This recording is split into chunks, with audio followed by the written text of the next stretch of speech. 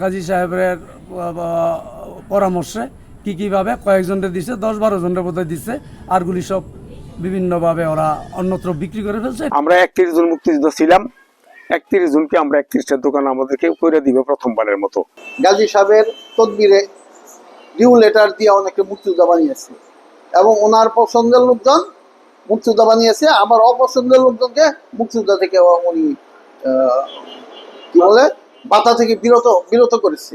তো কয়েকজনরে এই উপজেলা চেয়ারম্যান তখন ফেরদৌসী আলম নীলা, তার হাজব্যান্ড শাহ আলম ফটিক, ওরা এটারই করছে গাজী সাহেবের এই রেফারেন্সে, গাজী সাহেবের পরামর্শে কীভাবে কয়েকজনকে দিছে, 10-12 জনের বোধহয় দিচ্ছে, আরগুলি সব বিভিন্নভাবে ওরা অন্যত্র বিক্রি করে ফেলছে। এটা আমি বিভিন্নভাবে শুনছি, জানতে পারছি। জমিটা সর্বপ্রথম ইউনিয়ন পরিষদের নামে একটা রেকর্ড ছিল, RS রেকর্ড। সে RS রেকর্ডের থাকা অবস্থায় এটা আমরা মুক্তিযোদ্ধাদের পক্ষ থেকে একটা আবেদন করছিলাম নারায়ণগঞ্জ জেলা প্রশাসকের বরাবর, এটা আমাদেরকে লিস্ট পাওয়ার জন্য। কিন্তু দেখা গেছে ওই RS এর কারণে সেই লিস্ট আমরা পাই নাই।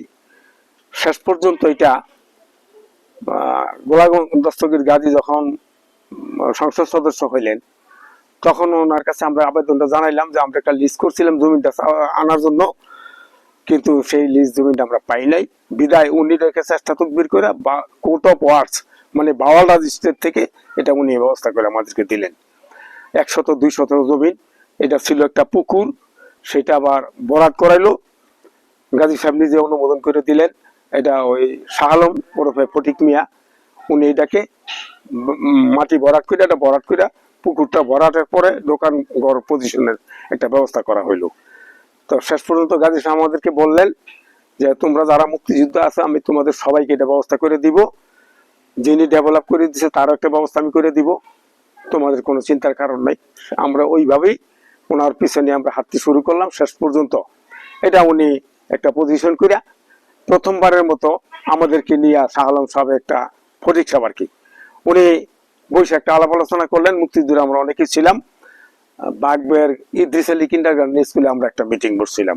সেই মিটিং এর মধ্যে সিদ্ধান্ত হইলো যে আমরা আমাদের মুক্তিযোদ্ধাদেরকে প্রত্যেকরে, আমরা 31 জন মুক্তিযোদ্ধা ছিলাম, 31 জনকে আমরা 31টা দোকান আমাদেরকে করে দিব প্রথমবারের মতো। উনি সেই সুবাদে 15টা দোকান অলরেডি করছে, আর বাকি পশ্চিম সাইড দিয়ে কিছু করছে। করার পরে এটা উনি আস্তে আস্তে নিজে নিয়েই এটা ওনার আয়ত্তে নিয়ে চলে গেলেন। উনি নিয়ে কিভাবে বেচা কিনি করছে কি করছে গেলে আমরা কিছু জানি না। 50 বছরের ওয়ারেন্টি আর বাহারি ডিজাইনের মুস্তফা ইউপিভিসি ডোর, কাটিয়ে দিন নিশ্চিন্তে 50 বছর। Mustafa uPVC door, excellence with durability. মার্কেটের ব্যাপার আমি কই, এটা এই মামলা করছিল ইব্রাহিম মেমুরা, আমি বাগর ইব্রাহিমে আর পরে শেষমেশ গাজীর ছত্র ছায়ায় মানে এরা মুক্তিযোদ্ধার নাম দিয়ে পরে রয়েছে আর কি।